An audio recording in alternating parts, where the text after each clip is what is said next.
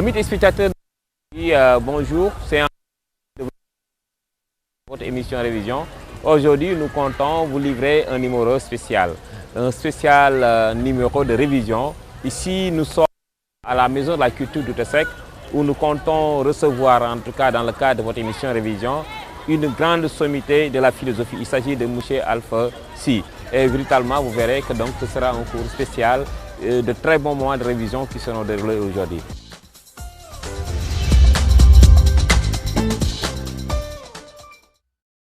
La philosophie, dès l'instant qu'elle met en œuvre la raison, elle est la source par laquelle des points de vue différents s'expriment et se confrontent.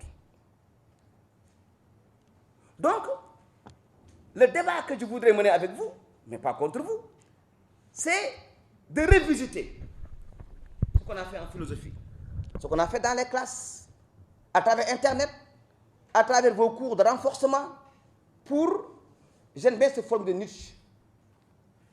Évidemment, vous êtes des citadins, même s'il y a des peuls, certainement beaucoup d'entre vous, comme peuls, n'ont pas chez eux des moutons ou des vaches.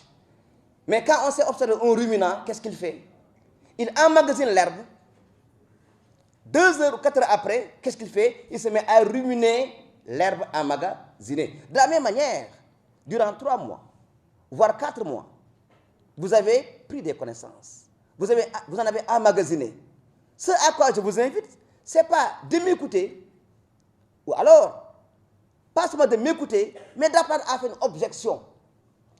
Je ne suis pas d'accord, pour qu'on puisse discuter. Donc, je ne porte pas le savoir, je porte le questionnement. Pour une raison bien simple. Pour moi, dans le monde, rien n'est évident. Et quand je le dis, on est déjà dans le débat. Quand je le dis, vous dites qu'ils sont compliqués. Ils sont compliqués. Mais je vais prendre au mot. Je prendrai au mot les Sérères, les Wolofs et les Ndiobènes. Je vous pose une question. Très banale. Mais Assane Dia, qui est philosophe, il sait que depuis Freud au moins, on a appris à questionner le banal. Est-ce que lui dank, le dank? Mengen dank. Qu'est-ce que le dank? Pas ngep dank. Ngep darak dank ngep. Ngep. Mengen ngep. Mengen dank. C'est moins évident. Am dank. Donc, regardez le dank. Que vous faites très mal, vous êtes des citadins, voire vous êtes occidentalisés. Mais prenez le bon guinderien. Quand le riz est là, quand il convoque le riz, les légumes, le poisson, tout donc il fait comme ça. Vous dites que mais c'est naturel. Non, c'est culturel. Pourquoi? Parce que le blanc, qui a autant de doigts que ce guinderien-là, ne peut pas faire ce dank-là. Allons plus loin avec les Sérères. Un bon, il est encore plus compliqué, dans la mesure où, dank tiep sax garaawul, mais dank laax moo gën a daal boo nee tiep dara du tuuru, c'est de l'art aussi. Vous allez voir, c'est-à-dire c'est tellement banal pour vous, je vous en prie, qu'un bon ciel, quand les autres mangent, il dit mais comment manger est possible? Donc pour la première fois, nous voyons que le dank, quoique habituel, n'est pas aussi évident. Pourquoi? Parce que le tubaab, le chinois, il ne le fait pas. Mais de la même manière, inversement, le chinois, il est à l'aise avec quoi? Avec ses bâtonnets. Il mange avec ça. Nous, ça nous paraît bizarre. Ailleurs, c'est la cuillère. Et un bon séeréer dira déjà, vous voyez, ça veut dire quoi? J'ai énuméré trois manières de manger. Et là, on est sur 2 choses qui me semblent essentielles pour la philosophie. On est dans l'universalité. Pourquoi? Vous ne verrez jamais un homme manger directement. Il y a une médiation. Mais aussi, on est dans quoi? Dans la relativité. Pourquoi? Parce que ma manière de manger, moi, n'est pas la sienne, n'est pas la vôtre, etc., etc. Mais à partir du moment où je sais ça, je m'ouvre au monde, mais regardez la conséquence du savoir. Et je me dis, attention, l'humain n'est pas réductible à ma personne. C'est-à-dire, il y a diverses manières d'être humain. alors là, je respecte les autres. Parce que nous sommes à la fois semblables et différents. Pourquoi je donne cet exemple? Pour illustrer deux choses. Que le philosophe, il est détaché du monde matériel. Pas pour s'en isoler progressivement, mais c'est un recul pour mieux comprendre le monde. Donc, dans l'acte de manger, on est en train de manger, on ne fait que manger. Celui qui dit, mais quoi donc est-il possible? Il faut qu'il soit un sien comme moi, qui quand tout le monde mange, il est en retrait pour voir comment manger est possible.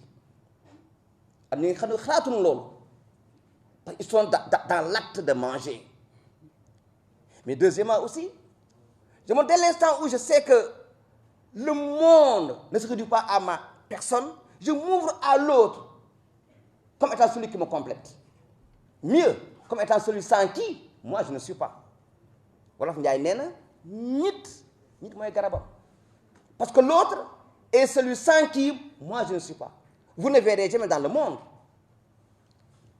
des êtres humains isolés. Mais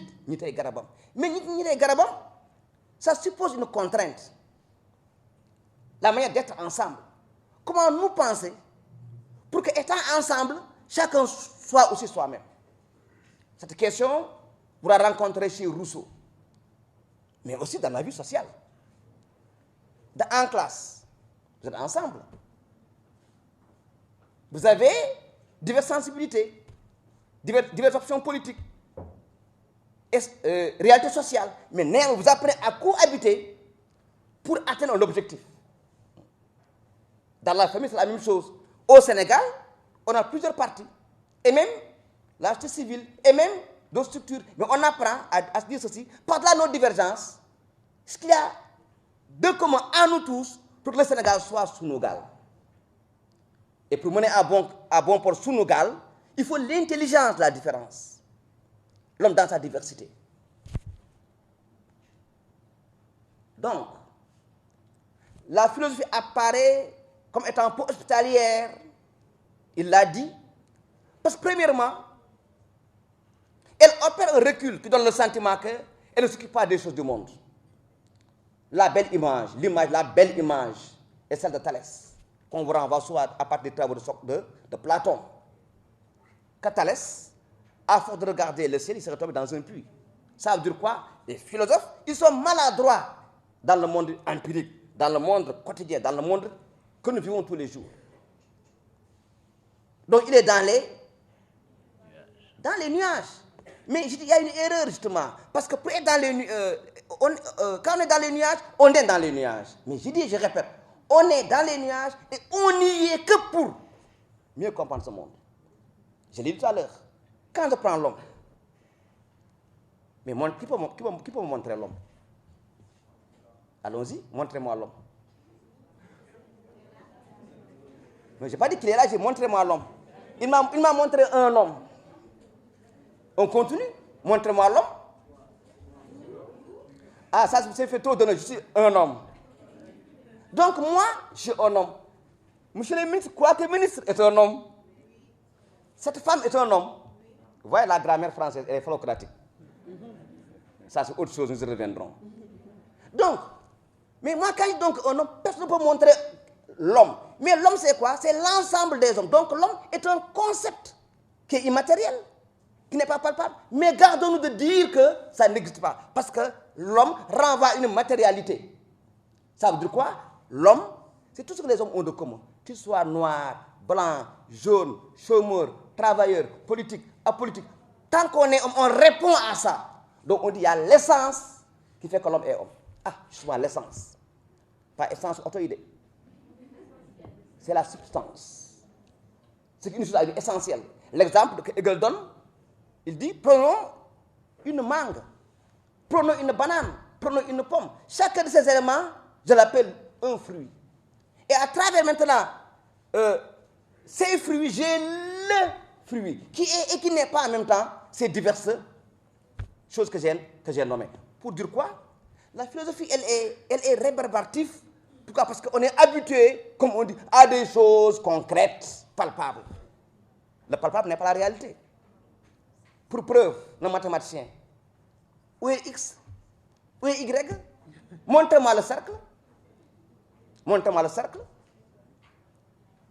Donc, c'est des inventions du mathématicien. Pas gratuites, certes, mais qui n'est pas de la matérialité, de l'ordre du palpable. Donc, la philosophie, puisque nous, on aime des choses très simples, elle nous dérange parce qu'elle questionne. Ah, parce qu'elle questionne.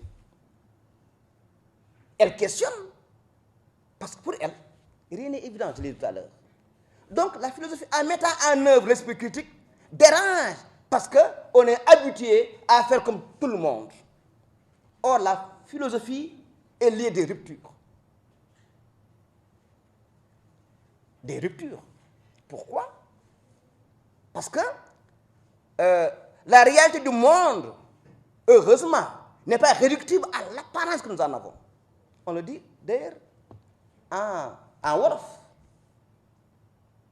S'il est vrai que Weddi gis bokk ci, il n'est pas non moins vrai aussi que nous moytu du lépp loo gis rek am na.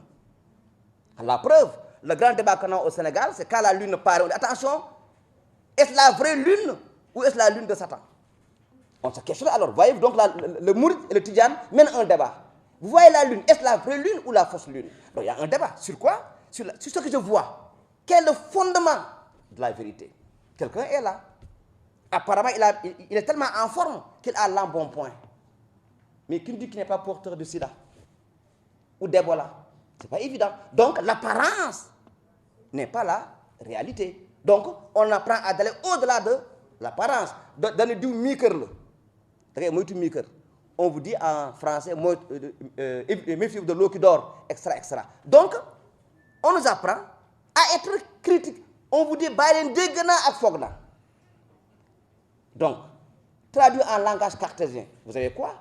On va l'appeler le commerce des sens. Les sens ne sont pas toujours, mais ils sont souvent trompeurs. Donc, puisque j'ai au bout du sens n'est pas ipso facto vrai, je m'invite à revenir sur moi. Écoutez-moi le mot te dit à réfléchir. La relation réflexive est un mouvement qui part de soi pour revenir à soi. Il faut réfléchir, il faut examiner, il faut remettre en cause. Et là encore, nous retrouvons la culture Wolof. Wolof Njaay nee na nit ku baax na ngay waxtaan ak sa njaganaay. La nuit, qu'est-ce que j'ai fait? Papa m'a donné beaucoup d'argent. Papa, je suis au boulot. Qu'est-ce que j'en ai fait de l'argent que papa m'a donné? J'étais à l'école et que je me suis bien comporté aujourd'hui. Donc, on fait le bilan de sa vie. Parce qu'on n'est pas des animaux. L'animal est dans l'instantané. Il est dans le spontané. Or, l'homme, lui, il projette. Comme dit Heidegger, l'homme est né des lointains. Voilà, de manière très ramassée, quelques bêtises que j'ai voulu vous servir. Maintenant, comme a dit Annie Colli, c'était un prétexte. C'est la balle comme bon vous semble et on va discuter. Voilà, monsieur le ministre, voilà Annie Colli. La première que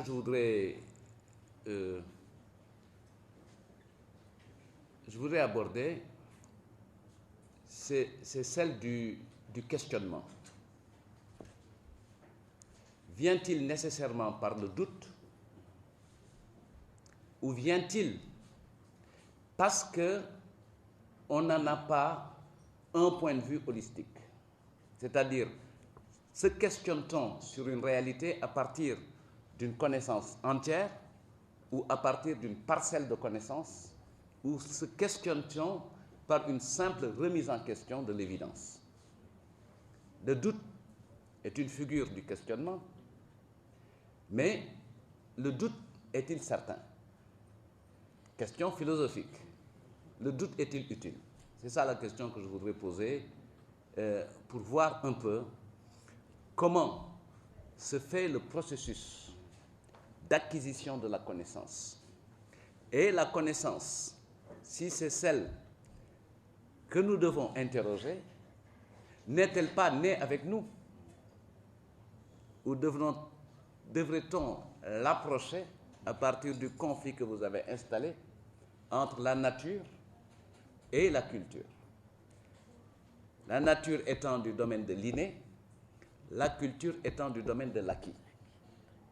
Si la connaissance est consubstantielle à notre existence, pourquoi le doute et pourquoi l'interrogation? Je voulais poser cette question. C'est une grande question. Merci. Voilà, pour dire tout simplement que la philosophie, c'est la vie. C'est la vie. À la limite, moi j'oserais dire, chacun est philosophe, chacun est professeur de philosophie. Si on accepte que la philosophie ne peut pas être emprisonnée dans un amphithéâtre ou dans une classe, la philosophie a une vocation naturelle à la liberté. Elle ne peut pas être emprisonnée.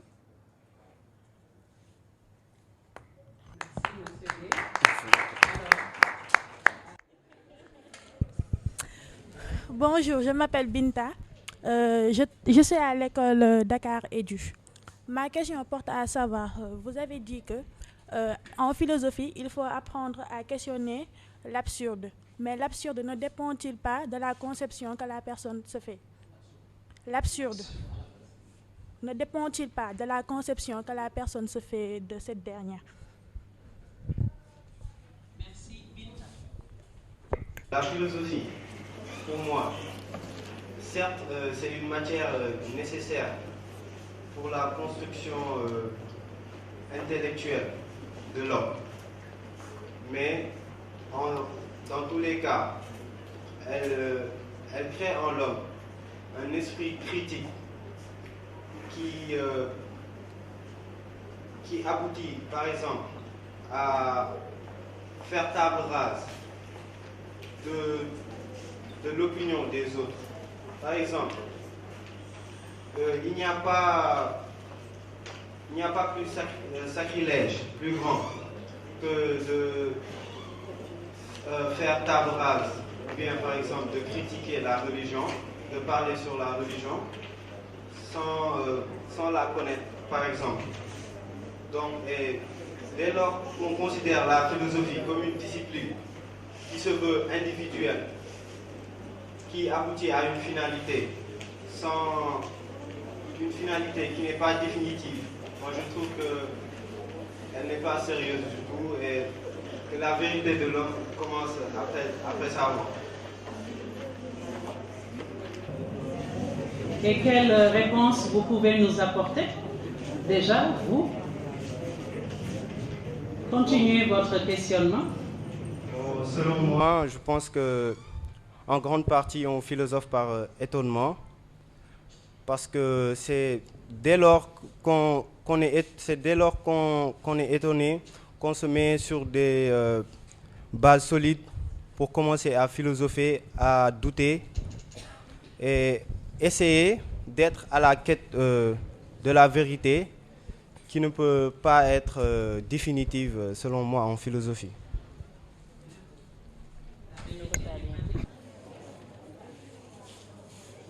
Pour l'instant, le côté droit l'emporte sur le côté gauche.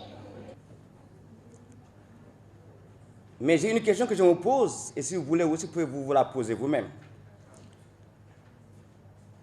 Vous voyant et vous ayant dit que vous me voyez, j'ai un problème. Je me demande, à cet instant précis, est-ce que j'ai devant moi un ministre en chair à os, des élèves en chair à os, et en train de faire un waxtaan philosophique? Première question. Ou alors, est-ce que étant confortablement dans mon lit, je rêve d'une pareille rencontre? Ou alors, quoique assis là, il n'y a personne, et je suis en train d'imaginer quand même qu'il y a du monde devant moi, il y a un ministre, il y a un écolier, je fais ce waxtaan là. J'avoue que je n'ai pas réponse à ces questions. Mais étant généreux, quelqu'un d'entre vous, sans doute, peut m'aider à répondre à ces questions. Vous n'avez pas compris les questions que j'ai posées. Vous, quel est votre cas? Gars, on parle, on discute vraiment. Qu'est-ce que ça veut dire ça? On discute. Hein? Ou, voilà, allez-y, monsieur. Bonjour. Je m'appelle Souleymane Baldé. Je suis élève au complexe éducatif Dakar Edu, en classe de terminale. Bon, moi, je pense que nous sommes dans la réalité et que nous sommes véritablement à une conférence philosophique en présence du ministre et du professeur Alpha Amadouci. On va dialoguer. Pourquoi vous êtes là en classe actuellement? Quelle est la preuve actuellement? Oui. Quelle est la preuve? Que vous êtes là en classe physiquement avec tout le monde, quoi. La preuve? Bon, c'est l'environnement qui a changé. Je ne suis pas en classe, mais je suis à une conférence au centre culturel d'Outasek, dans le sens où... Bien, on dialogue. Donc ça veut dire que vous ne pouvez pas rêver. Être dans un pareil environnement et avec un pareil public, dans un restaurant, c'est pas possible. Si, c'est possible. C'est pas le cas. Parce que c'est la réalité, tel n'est pas le cas. Je ne suis pas dans mon lit. Ah bon? Oui. Parce que quand vous savez que vous n'êtes pas dans votre lit, quand vous rêvez. Si, parce que je ne dors pas. Actuellement, je suis éveillé. Parce que vous, quand vous dormez, vous savez que vous dormez.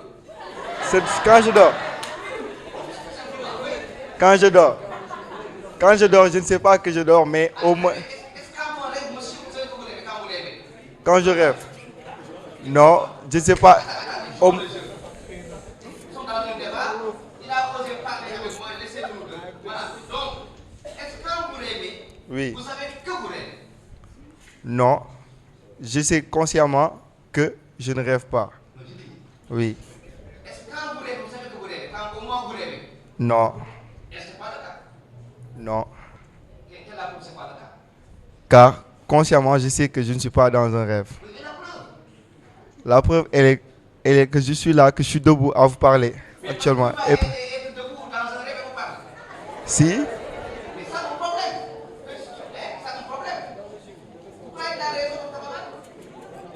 Est-ce que c'est évident que je ne rêve pas? est-ce que c'est évident? Une autre intervention,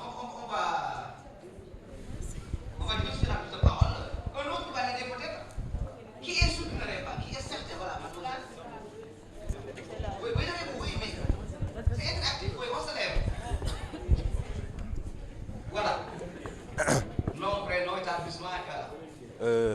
Je m'appelle Mohamedou Moustapha Gassama, lycée Thierno Seydou Nourou Tall. Si je considère que je suis conscient, que je maîtrise parfaitement ce que je dis, je réfléchis par rapport à la personne que je suis sûr que je ne rêve pas. Si vous considérez. Mais c'est exactement le cas. Oui. Est-ce qu'il n'est pas possible que les conditions actuelles soient reproduites dans le cadre d'un rêve? Hypothèse 1. Est-ce que c'est pas possible? C'est possible, mais dans le cas où... Attendez. Maintenant, si c'est possible, est-ce que c'est pas le cas? Non. La preuve. Parce que déjà, le rêve, c'est... Comment dirais-je? L'expression des réalités déjà. Si je rêve, c'est parce que j'ai déjà vécu une expérience peut-être auparavant qui me pousse. Vous parlez du contenu de rêve. Moi, je parle des conditions de rêve. Savez-vous actuellement, avez-vous la preuve que vous ne rêvez pas? Oui, mais exactement, les conditions du rêve. Pour être en mesure de rêver de quelque chose, il faut avoir une certaine expérience de cette chose déjà. Vous comprenez le contenu et les conditions. Oui, mais... Pour rêver, il faut dormir. D'accord, il faut dormir. Actuellement, ce n'est pas le cas. Non, je dors Vous ne pas. dormez pas. Oui, Non. la preuve, c'est que vous ne dormez pas. Juste la preuve. Mais si je me réveille le matin, que je me lave, je viens à l'école, après je quitte l'école pour venir ici, mais je suis sûr que je rêve pas. Ou bien?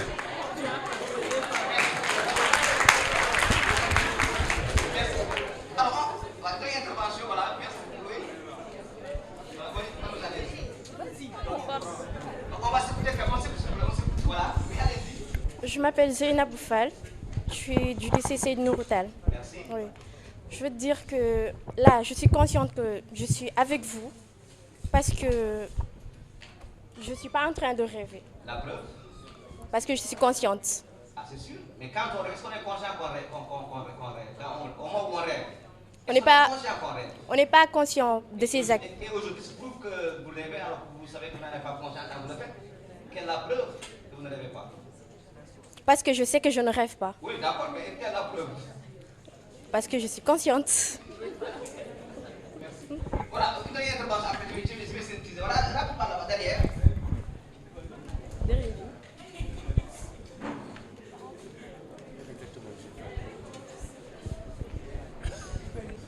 On On peut pas rêver qu'on est en train de rêver parce que dès lors qu'on doute, on est conscient. Donc le rêve c'est quand on est inconscient. Donc je rêve pas. Quand je suis conscient, je rêve pas. Quelle est la preuve que vous êtes conscient que vous ne rêvez pas? La preuve. Parce que quand je me passe, je sens que. Et dans le rêve, vous ne pouvez pas vous penser pour prouver que vous ne rêvez pas? Oui. Dans le rêve, pas parce que vous pensez, dans le rêve. Dans le rêve, on est inconscient. Voilà. Merci. Il y en a beaucoup aidé. Merci. Oui. Le mot penser, c'est important. C'est pourquoi si on ne rêve pas. Donc, ce n'est pas évident qu'on puisse distinguer aisément l'état d'éveil et quand on rêve. C'est pour dire quoi? C'est pour répondre à une question de monsieur le ministre. À quoi sert le doute? Le doute est le maître de la quête du savoir. Parce qu'on a des certitudes déroulées en général. La certitude de l'ignorant, quand l'ignorant est dans la certitude, il ne doute même pas qu'il puisse se tromper. Or, pour savoir, il faut que le monde se pose en termes d'interrogation. On va douter. Donne un exemple. Quand on dit en wolof que mbir mi doy na waar, qu'est-ce que le mot waar? Qui peut m'aider? Le mot waar c'est quoi pour ceux qui parlent wolof? Rapidement, le mot waar c'est quoi? Mbir mi doy na waar, luy waar, lu waar tekki? Il y a un problème, certainement. Il y a un problème, mais on oublie que le mot waar, c'est une part. Quand on prend le chant, on dit en N parties ou à 4 parties, il y a ce qui me revient, avec ma génération et promotionnaire, on peut aller faire notre devoir en cultivant notre part du chant. Donc quand le problème est complexe, je dis, je suis doy na waar. Il me dit en tant que bon lébu, ah non, je suis kay, ëpp na waar mat nap ton.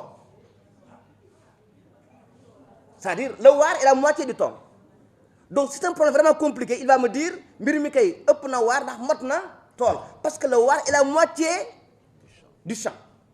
Pour en venir à quoi? Au mot waaru. Boo demee jàng alxuraan en général du lay waar ci kan? Ci sa borom. Mais à quelle fin? Nga xam ne yàlla am na moo mën mooy maye laquelle la conséquence on va te convaincre kon da lay waar nga ne mbiru yàlla doy na kéemaan nga nangu ne yàlla am na. Donc là, le waar n'aboutit pas à un questionnement. Comme dit Jean-Pierre Vernant, n'est-ce pas, Hassan Dia? Ici, le waar renvoie à quoi? À l'étonnement comme vénération muette. On adhère à ce qu'on dit.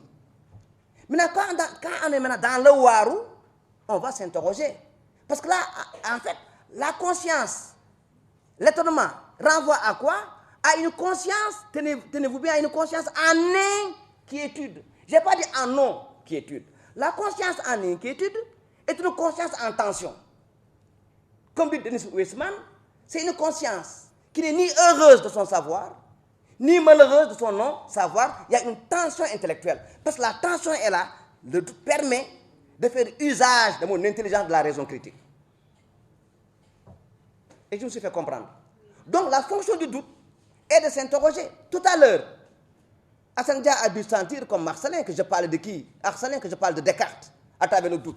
Donc Descartes dit, je reprends donc l'interrogation, je me demande alors, est-ce que vous qui me regardez, nous sommes là physiquement ou non? Ou est-ce que moi je rêve? Contrairement à vos camarades, la question est pour moi sans réponse. Donc j'en déduis une chose, je doute de ma réalité par rapport à vous-même. Est-ce que vous me suivez? Mais Descartes, il y a une chose, il y a une certitude dans tout cela. Moi qui doute, je sais que je doute. Vous n'avez pas compris? Ça, je ne sais pas si la classe elle est là physiquement, je ne sais pas si je rêve, je ne sais pas si je suis dans l'imagination, mais dans tous les cas, moi je sais que moi qui m'interroge, je doute. Cogito ergo sum, c'est-à-dire j'ai la preuve de mon existence dans l'acte de penser les autres, ou moi-même. Et sans réponse parce que je ne sais pas quelle réponse donner à ces questions-là. Donc, le produit du doute, c'est quoi en fait? Une certitude. Je me sens inférieur dans la mesure où je ne sais pas. Mais je sais que je ne sais pas. Mais si je me découvre uniquement comme quelqu'un qui n'a de réalité que dans la mesure où il pense, ça veut dire qu'à la limite, on va même aller plus loin que ça. Non seulement je ne sais pas si vous êtes là en classe, je ne sais même pas si moi qui vous parle, j'ai des bras ou j'ai des jambes, dans la mesure où je me pense uniquement comme chose pensante. C'est ça le cogito ergo sum. Je pense, donc je suis. Mais on va plus loin que ça. Me découvrant moi en tant qu'être qui pense par le doute, je me dis attention, du coup je me rends compte que je suis un être inférieur. Pourquoi? Parce que si j'étais un être normal ou bien supérieur, je n'aurais pas douté. Parce que le doute est signe d'imperfection. Mais si le doute est signe d'imperfection, ce n'est que dans la mesure où je me découvre que inconsciemment, en disant que je suis un être inférieur ou bien un être imparfait, je me compare implicitement à un être non imparfait qui s'appelle... Comment s'appelle l'être non imparfait? Comment s'appelle l'être non imparfait? Comment s'appelle l'être non imparfait? Comment s'appelle... Est-ce que l'homme est parfait? Je dis comment s'appelle l'être non imparfait? Double négation. Mais évidemment, mais enfin. Donc effectivement, donc c'est Dieu. Donc voyez-vous, par le doute, s'il vous plaît, j'ai deux résultats.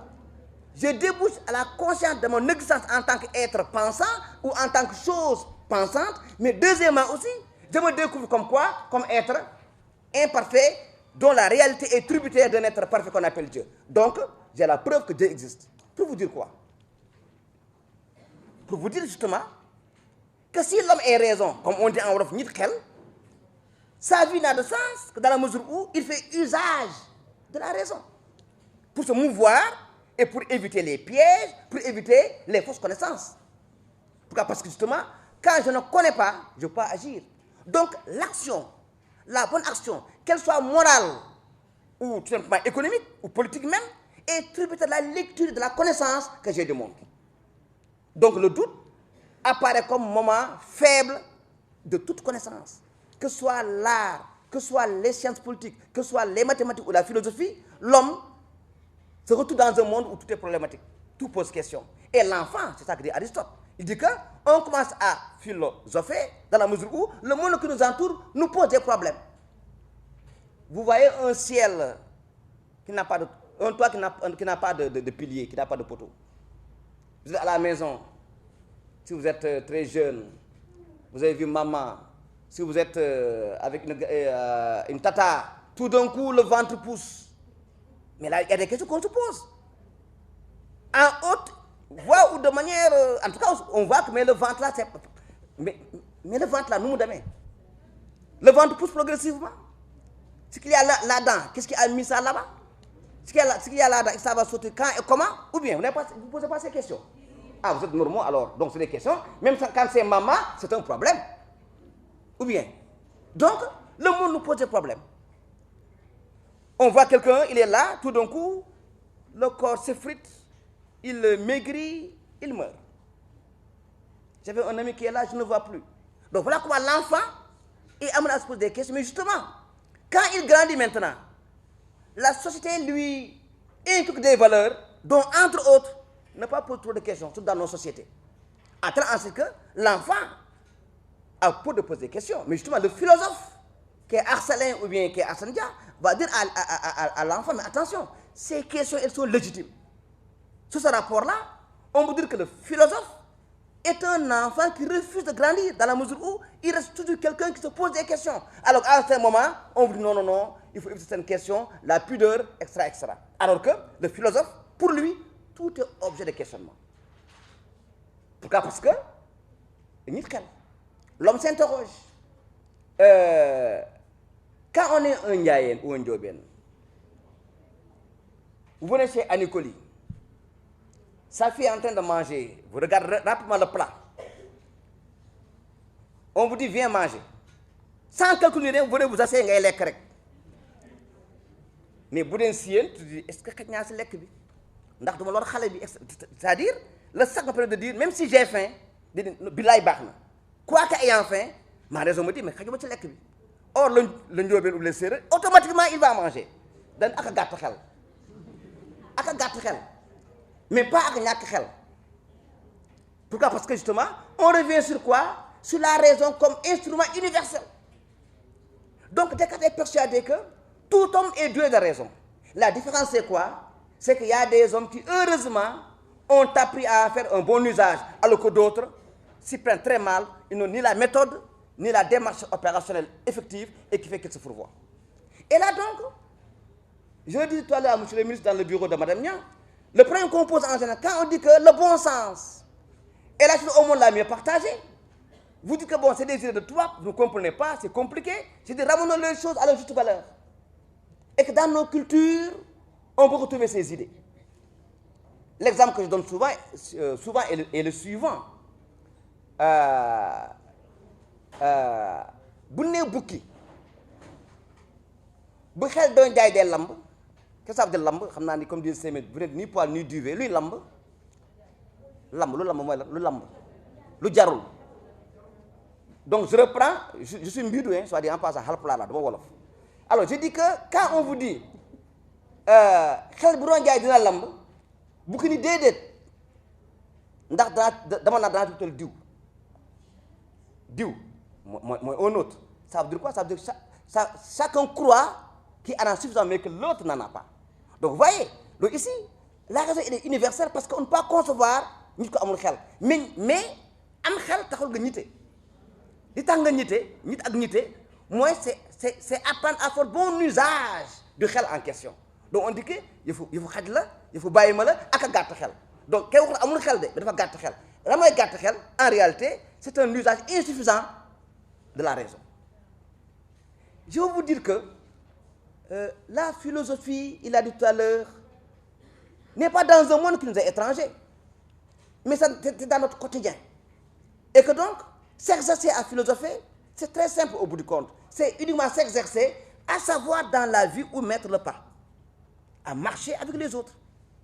Qui ni les mel, ñoo bokk classe, ñoo bokk kër, li mooy jikkoom xam naa ko moytu naa ko ni laa war a doxalee lii sax moo may lii am jom moo may lii. On se pose est-ce que lii jom na au lieu d'agir directement, d'abord on est commandé par la raison.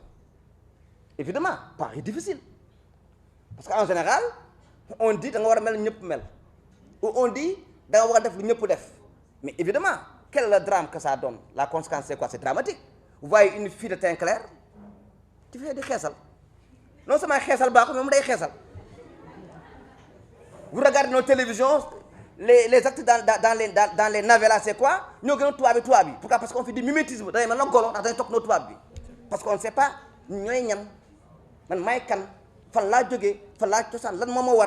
C'est des questions qu'on se pose. Et je dis que ce n'est pas seulement en classe pour avoir de bonnes notes. Mais c'est un comportement citoyen, c'est un comportement politique, c'est dans le cadre des réalités intrinsèques à l'homme. Donc, si j'ai pas... Non, ce rapport, alors l'étonnement n'est pas désespoir, au contraire. C'est pas l'étonnement qu'on crée le monde. C'est parce qu'on s'interroge, que l'homme invente. Vous savez, nos rapports au monde, c'est des péripéties. Et quand quelqu'un ne voit point d'espoir, il est dans le pessimisme. Regardez un peu les grands poètes du monde noir. Dans leur démarche, il y a deux tableaux. Un tableau où on peint l'angoisse, le désespoir, les difficultés. Mais un autre aussi, il y a toutes les signes avant-coureurs d'un monde heureux. David Diop, Afrique One Afrique, au bout du poème, on a cela. Où vous n'avez pas lu David Diop, prenons Afrique Sourou d'Ismaël Lo. Ismaël Lo. Un monde désagréable, l'Afrique déchiquetée, mais au bout du compte, il y a une femme qui pleure et il y a un enfant. Que fait l'enfant? L'enfant parcourt l'Afrique et reprend morceau par morceau pour reconstruire le monde. Mais ça veut dire quoi? L'espoir du monde, c'est les enfants. Donc ici, Ismaël Lo dépeint la réalité, l'Afrique misérable, mais pas l'Afrique condamnée à ne pas se relever de ses contradictions. Et qui porte l'espérance, c'est les jeunes. Même exemple, c'est par là que je vais terminer.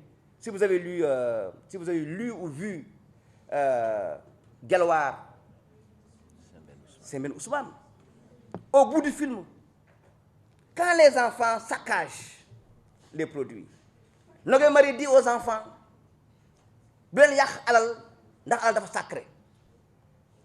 Que dit Étienne, qui est un jeune, ki lu sacré mooy lii yéen ngeen ànd ak kii di xeex bu nu boom ko ngeen fàtte ko tey mais pourquoi Sémine a choisi de mettre cette vérité dans la bouche de Étienne? Parce qu'il a l'espoir que l'Afrique de demain sera faite par ces jeunes-là. Donc c'est un message. Donc c'est pas un monde où on est condamné, où on est dans la misère, on dit oui, il y a des problèmes. Mais tôt ou tard, les lueurs vont apparaître. Et donc, dans les problèmes, il faut détecter les signes avant-coureurs d'un monde enchantant. En tout cas, les grands poètes, les grands sculpteurs, artistes peintres, les musiciens, voilà pourquoi ils sont des rêveurs, parce qu'ils nous donnent des raisons d'espérer. Et si on ne doute pas, si on ne s'attend pas, on ne peut pas baliser la voie au progrès et au développement. Madame la modératrice, voilà.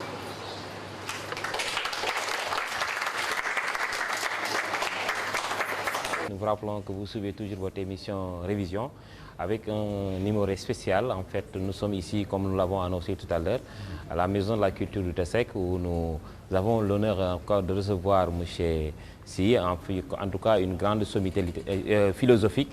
Vous avez peut-être apprécié sur sa présentation, la première introduction, mais surtout la réaction des élèves. Je pense qu'aujourd'hui, nous sommes dans une vraie révision où les élèves véritablement ont pris le micro, se sont exprimés, ont posé véritablement leurs en tout cas inquiétudes, leurs craintes et leurs questions en tout cas concernant ce domaine-là très vaste de la philosophie. Le micro est encore dans la salle pour des réactions. Répondez d'abord, mettez-nous sur la piste. Vous êtes philosophe. Oui. En fait, moi je crois que lorsqu'on fait des bêtises, on n'a pas le temps de réfléchir parce que on a la peur et genre un peu frustré quoi. Genre. Non, c'est une manière de dire. Merci Marianne.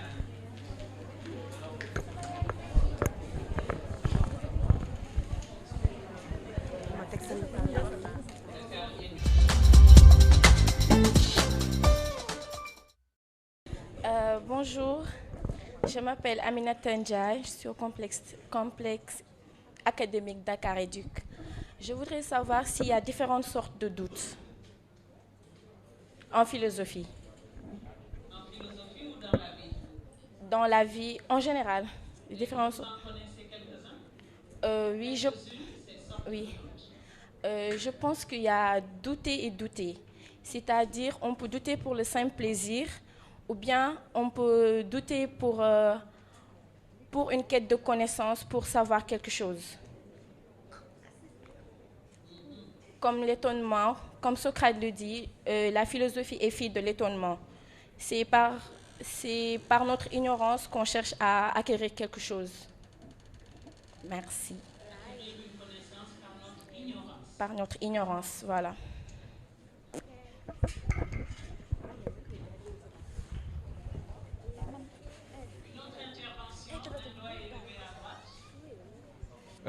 La philosophie est une entreprise totalisante et qui s'efforce de dégonfler les baudruches, de mettre à bas les idées reçues. Alors, j'aimerais savoir si philosopher est-ce nécessairement une pratique quotidienne? Est-ce nécessairement Une pratique quotidienne. une pratique quotidienne? Nécessairement. À votre avis?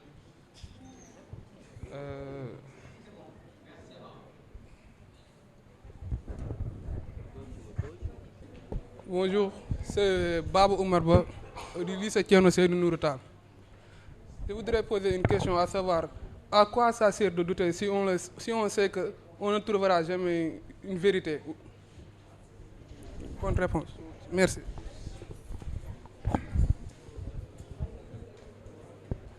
Monsieur Al-Fassi, à moins qu'il y ait quelqu'un d'autre qui réclame le micro. Merci. Je crois la réponse à la question de Mamdiara est dans la question elle-même. Mamdiara. Quand vous dites on réfléchit, on fait des bêtises, justement. Réfléchir, ça nous évite de faire des bêtises. Quand on vient en général, avant de parler, il faut tourner la langue 7 fois. c'est une métaphore. On vous invite à être très réfléchi. Donc, je ne sais pas, parce que je vais vous parler, mais j'ai tellement lu Semen Ousmane. Et Semen Ousmane a dit que dans le monde d'aujourd'hui, surtout vous les jeunes, vous n'êtes plus ni poil ni duvet. Vous n'êtes pas d'un donc. Donc, tu ne sais pas par quel bout les prendre. Mais, voilà, il y a des gens bonne tek won la yoon bonne tek won la yoon, c'est-à-dire quand tu es calme et posé, réfléchi, tu feras moins de bêtises avant de parler, avant de t'engager dans une aventure, c'est-à-dire parce qu'en fait quand on dit une équation d'identité homme xel, ça veut dire que nit ki bu waroo ak xelam rek day jàdd. Donc ça revient à la question du jeune homme. Ça veut dire quoi? Moi, ce que j'aimerais comme pratique, c'est de vous dire que, en fait, l'usage que j'ai de la philosophie n'est pas lié au bac. Ce n'est pas un problème de comptage. Je dis, bon, je vais être brillant en philo, et je dis à mon ami Arcelin, merci, non. Arcel, tous les jours. C'est-à-dire, il faut distinguer deux choses. La finalité académique, j'apprends mes leçons, je vais en classe. Mais en général, le savoir ne se limite pas à l'académique. Est-ce que vous me faites comprendre? Donc, quand j'apprends à bien me comporter, à bien réfléchir, à bien me gérer, ça me permet, dans mon ménage, dans ma famille, dans mon quartier, dans mon pays, de savoir être utile à toutes ces structures-là. Donc, la philosophie est une pratique qui, me semble-t-il, doit être quotidienne. On doit tendre vers ça. C'est comme ce que ne font pas les Sénégalais. C'est de bons chrétiens, c'est de bons musulmans du moins. Mais ils jeûnent, après, dès le lendemain, ce qui était interdit devient permis. C'est-à-dire qu'il n'y a pas d'acquis. Un an encore, ils font toutes les bêtises au monde. Or, je crois, je ne suis pas un théologien, mais si le bon Dieu me demande d'être bien, mais ce n'est pas pour un mois. Il y a un effort à faire quotidiennement.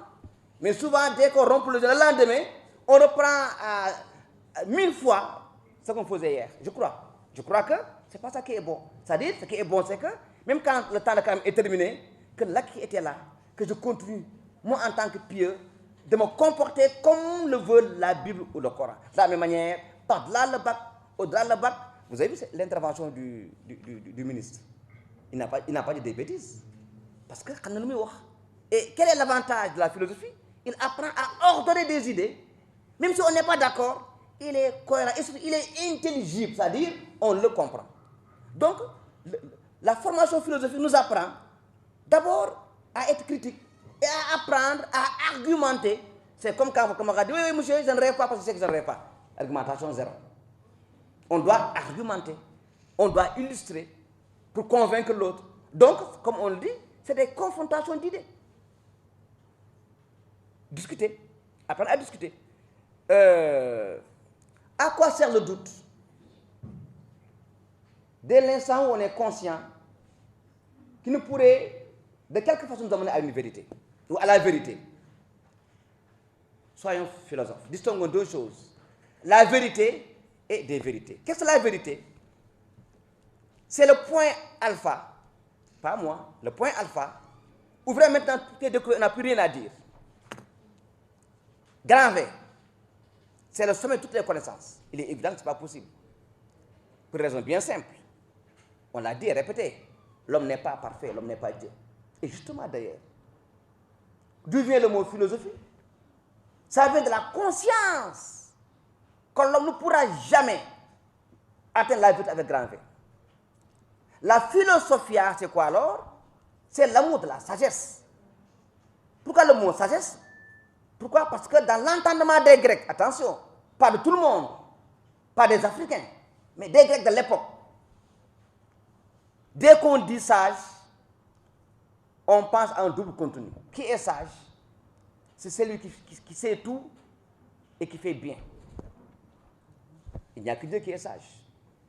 Puisque Dieu est le seul sage, qu'est-ce que l'homme peut faire? À la limite, il peut se contenter d'être quoi? L'ami du sage. C'est ça la philosophie.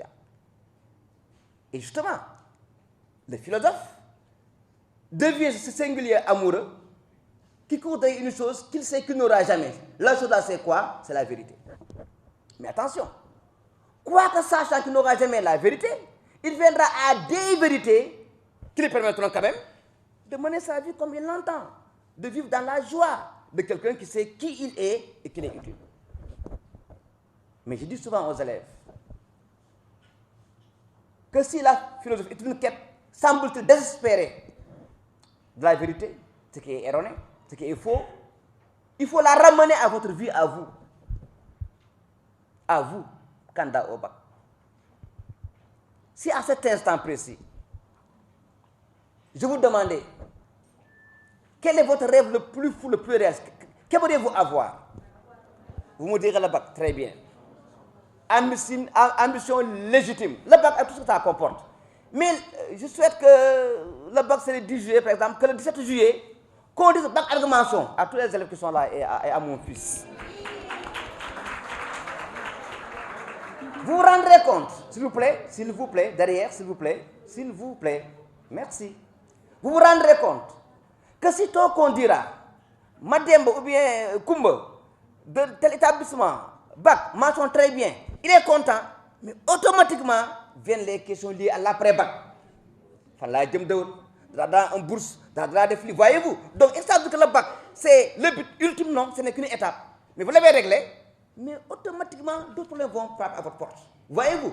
Donc, la vie, la philosophie, qu'est-ce que fait la philosophie? Elle nous fait comprendre qu'elle est le miroir de la vie, dans la mesure où, dans la vie aussi, on a des projets. Il y a un soxna, il y a un dom. Et les grands-mères qui sont là. Mais vous n'avez dom, le problème est, sur cette voie, donc, il y a des problèmes. Mais ça, la vie. Et la philosophie nous ramène à la conscience que la vie est problème. Mais quand quelqu'un me dit,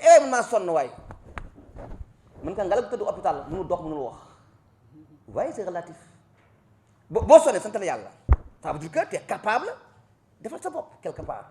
Mais celui qui est couché, on a coupé les deux pieds ou les deux bras, il y en a à l'hôpital. Qui a un AVC depuis 10 ans, vous voyez comme c'est relatif. Qui a ça c'est relatif. Donc j'apprends à dire, mais attention, les choses sont relatives. Et je les prends telles qu'elles sont. Et c'est la grande leçon entre de Maria Moba. Quand les hommes trahissent, hélas, ils le font souvent. Et hélas, ils le font souvent. Quand les hommes trahissent, les femmes se renvoient à des images. Mais on m'a trahi. Non,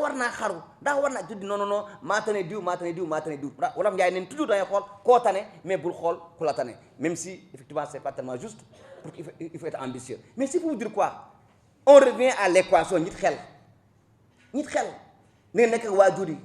c'est un professeur, mais on va or, la philosophie nous apprend le bon usage de la raison, tout simplement. Comment bien nous comporter dans la vie. Il n'y a pas 1000 secrets. Donc, l'homme ne peut pas par nature arriver à une vérité avec grand V. On ne peut pas par nature arriver à un bonheur avec grand V. Mais l'homme peut se fixer des ambitions. Juste un mot important. L'homme parvient à se fixer un idéal de vie. Ma vie, tel est mon projet. Il a extra. Donc là, il n'est pas un animal, il n'est pas comme au concours, il n'est pas plongé dans le train quotidien, mais il sait se mettre en projet et donner les moyens, effectivement, de les réaliser. Voilà donc les réponses à ces questions. S'il y en a d'autres, Mme Colli est là pour vous donner la parole. Alors, Bonjour, je m'appelle Fatouma Issa du lycée Etienne Sédnotal. Moi, ma question, elle porte sur l'ignorance. Tout à l'heure, vous avez souligné que quand l'ignorant est dans la certitude, il ne se doute même pas qu'il ne sait pas. Donc, moi, je me dis, si on attend à ce que l'homme use de sa raison, et que chaque homme considère sa vérité comme la vérité en tant que telle, comment l'homme peut-il savoir qu'il est ignorant? Lorsque l'homme ignore, lorsque l'homme, en quelque sorte, ne peut pas concevoir que son raisonnement est inférieur à celui d'un autre.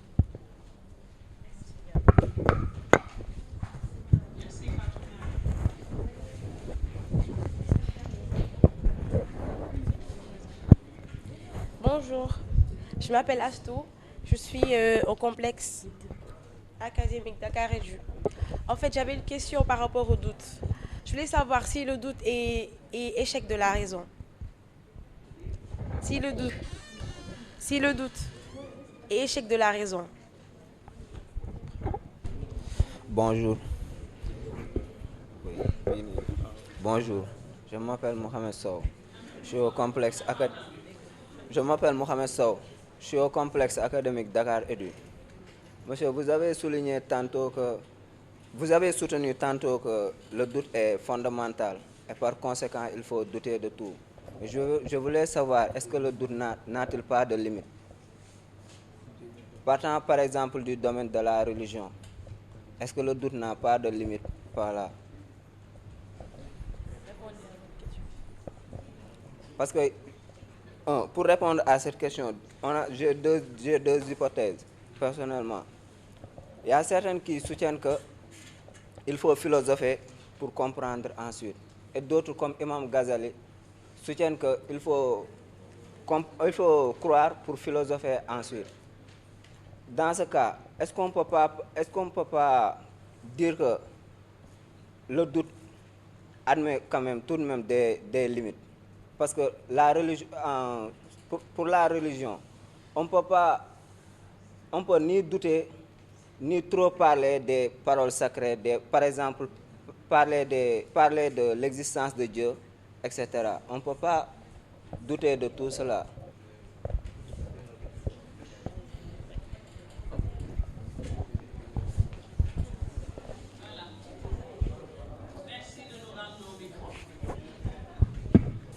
Voilà, merci pour vos questions brillantes. Même si je ne suis pas très content. Parce que moi, je m'attendais moins à des questions qu'à des réactions. Et vous m'avez mis dans la peau de quelqu'un dans laquelle je suis très mal à l'aise. Moi, je ne suis pas un conférencier, parce que je n'en sais rien. Donc, pour la prochaine fois, on aura un échange plus équitable. Pour le nit xel, dafa génne dafa tàqale nit xel ak xam-xam. Quand on dit nit xel, le plus souvent, c'est un problème moral. On parle du comportement. Exemple, quand quelqu'un fait l'amour dans la rue, on dit khadla, anlak sagom. Quand, comme les plats dont j'ai parlé, quand quelqu'un mange sans tenir compte des contextes, on dit que qui a mon khel. Donc quand on dit nit khel, ça veut dire que dans le comportement quotidien, on doit être guidé par la raison. Maintenant, le kham-kham, c'est autre chose, c'est le savoir. Et le savoir est multiforme. Et je ne dirais pas que oui, nit xel day and ak borom xam-xam, non, c'est-à-dire philosophie. C'est-à-dire pour moi, la philosophie est une matière, entre autres matières, c'est une discipline. Maintenant, qu'on ait comme connaissance la science, la philosophie ou la religion, dans tous les cas, vous ne verrez pas un savoir qui se construit, qui s'élabore et qui se consolide sans la raison critique. Forcément. Et là, ça me permet d'attaquer la question de la religion. Descartes dit, il faut distinguer croire qu'on croit et connaître qu'on croit. Wolof Njaay nee na am na gëm ndax da ngay gëm te xam ne gëm nga wala da ngay gëm te gëm mooy le mimétisme. Tout le monde est passé par là, hein? La plupart d'entre vous sont passés par là. On vous dit prier, vous ne priez pas. Wala tu es dans ton dit Allahu Akbar alors que yow yaa ngi ci kaw lan jaaru leen ci. Si vous êtes normal jaar ngeen ci. Pourquoi? Parce que tout simplement tu ne sais pas pourquoi tu pries. Mais le jour où tu prendras conscience de la nécessité de la prière, tu n'as pas besoin de tricher, quoi. Même quand tu iras au dernier pays des Balkans, tu vas être obligé de prier parce que c'est ta conviction. Donc quelqu'un qu'on dresse dans l'islam est un mauvais musulman. Parce que dès qu'il quitte le Sénégal ou qu'il quitte ses parents, il se comporte comme bon lui semble. Maintenant, quand vous êtes religieux par conviction, quel que soit le contexte, vous êtes avec des amis, ils prennent tous le vin, mais vous direz, bon, moi je ne prendrai pas le vin, pas parce que papa me regarde ou bien ma mère me regarde au Sénégal, parce que ma religion me l'interdit. Donc on a un comportement qui est dicté par la conscience qu'on croit et qu'on a la foi. Maintenant, ceux qui n'ont pas la foi ou qui font semblant d'avoir la foi, évidemment, ça aboutit au plan comportemental à des actions différentes. Donc, le problème qui se pose alors, c'est que si on ne connaît pas Dieu, comment le suivre? Donc, il faut connaître Dieu. Le monde, comment il est expliqué dans sa croyance à soi. Et maintenant, on bâtit son comportement et ses actions par rapport à la conscience qu'on est dans ce que la religion interdit ou dans ce qu'elle n'interdit pas. Donc, la philosophie nous aide à nous comprendre, à nous gérer et à avoir assez de générosité pour que les problèmes soient réglés à l'amiable. Dernier point, sur l'ignorance. Vous savez, un homme quand il sait, il est souvent un homme de nuance. C'est-à-dire qu'il intègre l'erreur, voire la bêtise. Or, celui qui ne sait pas, je l'ai dit, et il ne sait pas qu'il ne sait pas, il est dans des certitudes. C'est-à-dire, il ne prévoit même pas l'hypothèse sur laquelle il peut se tromper. Et vous verrez en science d'ailleurs, que les grands hommes de science sont des hommes de nuance. Ils ne diront jamais, de manière catégorique, telle chose ou telle chose. J'ai suivi une fois une intervention, j'étais plus jeune que ça, d'Abdou Aziz Dabakh, qui dit ceci, qui dit que Mande, diw nee na ma weer wi feeñ na, diw doy na ma man de dog naa. Il n'a pas dit dog leen joxul ndigal, il a dit man dog naa. Maintenant yow boo ko doyee def na moom, c'est-à-dire catégorique, c'est-à-dire c'est ça la nuance, c'est-à-dire tu dis man nii laa doxalee, maintenant à vous de voir, parce qu'il considère que ku nekk sa yéen am nga xel ak gëm-gëm bu la war a may nga xool war a nekk si taxawaay ci mbir mi. Et là c'est le respect de l'autre. Je ne tranche pas, je dis en la matière c'est ça mon comportement. Maintenant à vous de voir. Pourquoi? Parce que je vous prends comme des sujets, c'est-à-dire capables de réfléchir, d'analyser et de prendre des positions. C'est pourquoi quand je prends position, je dois faire attention, je dois être très regardant dans la mesure où je peux me tromper. Or, quand la position est prise catégoriquement, quand je prends acte de mon erreur, il y aura des problèmes pour revenir sur mon acte. Par contre, si j'avais nuancé mon propos, quand je reviens sur mon acte, ce sera une tâche moins ardue dans la mesure où j'aurais pris les garde-fous constants à parler avec nuance et avec réserve. Je ne sais pas, madame la modératrice, si je prends toutes les questions. Merci beaucoup. Je vais donner la parole à monsieur Axel Sagna, professeur de philosophie, qui va clôturer cette rencontre. Merci.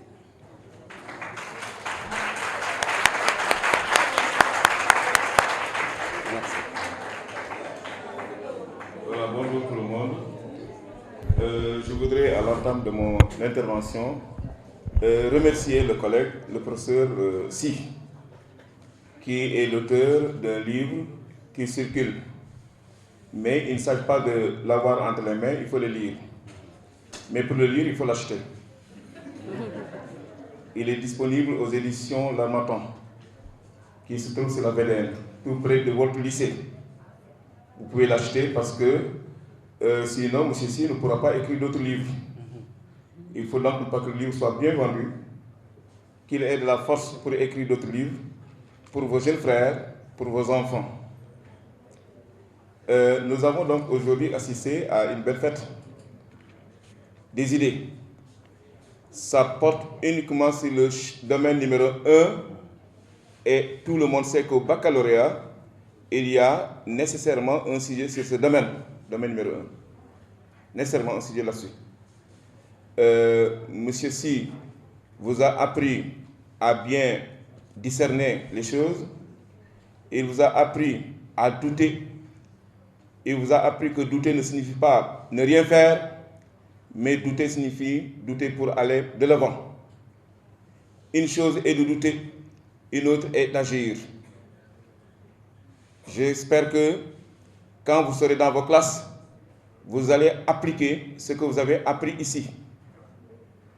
J'espère que cette rencontre servira à quelque chose et que demain, quand vous serez devant votre copie, en devoir, en composition, au baccalauréat, vous allez vous souvenir que vous avez assisté à une conférence ou disons à une rencontre, à une table ronde, sinon à une table rectangulaire, sur la philosophie, sur le premier domaine.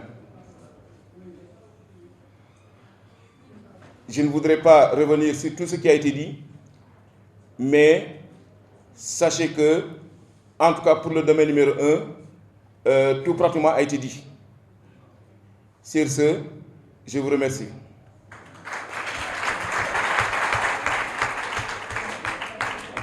Vous continuez à procéder de la même manière, à vous questionner de la même manière, à répondre en ne répondant pas, en ne donnant pas la réponse que vous avez intégrée, et vous serez un grand philosophe. Madame Niang, directrice de la Maison de la Culture d'Outesec, va vous remettre ce cadeau de Monsieur le ministre.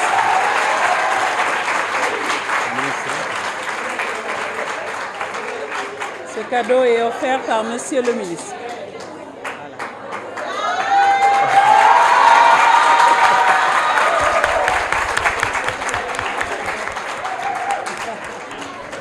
Voilà, nous vous remercions.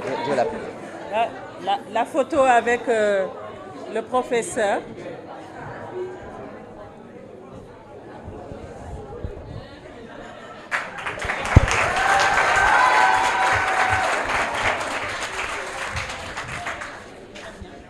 La présence de M. Abdoulaye Douta Seck, le neveu de notre parrain.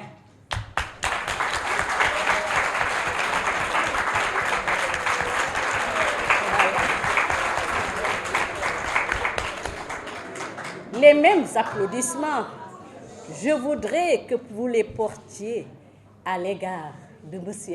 Alpha Amadou Sy.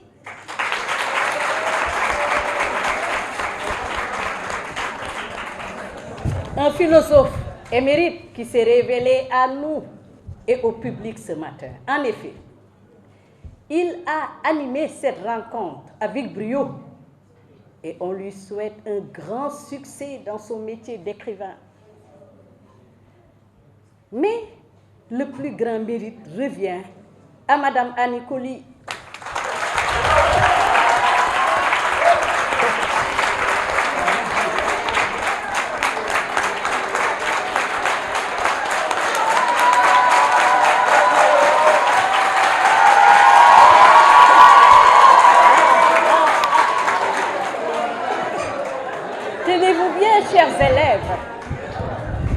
Tenez-vous bien, chers élèves, votre proviseur est ma référence pédagogique.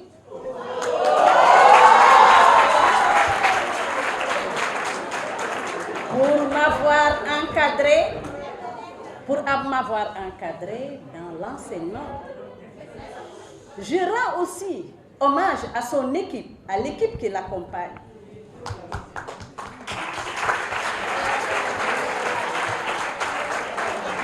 Je veux citer Madame Guissé, la surveillante générale des classes terminales.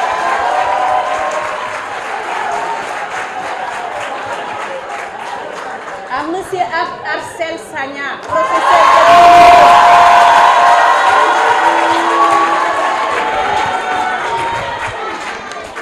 Quant à nos chers élèves,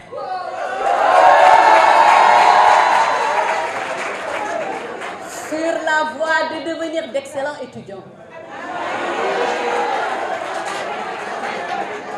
Je voudrais leur dire merci pour leur participation, pour l'approche interactive dont ils ont fait montre. Voilà, mesdames et messieurs, c'était tout pour votre émission Révision, qui a été un peu spéciale aujourd'hui.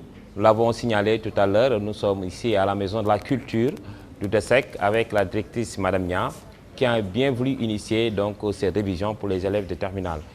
C'était tout en tout cas pour votre émission et nous vous donnons rendez-vous dans une semaine pour un autre numéro de révision. Nous remercions tout le monde. Merci.